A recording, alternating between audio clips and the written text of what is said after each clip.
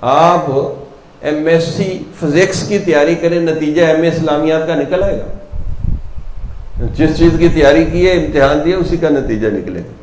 اسی طرح آپ دن رات دنیا کھانے کمانے میں لگے ہوئے ہیں تو ادھر جنت الفردوس میں پہنچ جائیں گے. بھئی جس چیز کی محنت مجاہدہ کر رہے ہیں وہی ملے گا.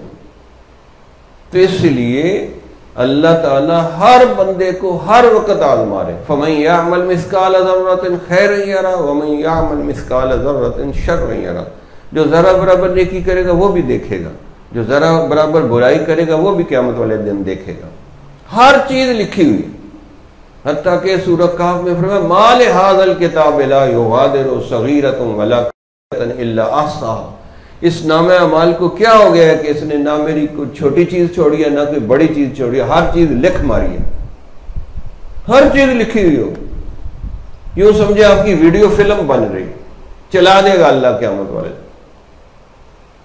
تو اس لیے محتاط ہو کے زندگی گزارے کہ میری ہر چیز لکھی جا رہی ہے. یہ موبائل پہ، ٹچ موبائل پہ جو کچھ کر رہے ہیں یہ بھی لکھا جا رہا ہے. یہ نہیں ہے کہ ٹچ موبائل کی حرکتیں جو ہیں وہ اللہ نہیں لکھوا رہے، فرشتوں سے لکھوا رہے. سَنَسْتَدْرِجُهُم مِّنْ حَيْثُ لَا يَعْلَمُونَ. ہم ایسی جگہ سے پکڑیں گے جہاں تمہارا خیال بھی نہیں ہوگا. تو ایک ایک چیز لکھی جا رہی ہے. پھر حدیث میں تو اتنے بڑے بڑے نامہ اعمال ہوں گے، جہاں تک آپ کی نظر جائے گی وہاں تک نامہ اعمال ہوں گے.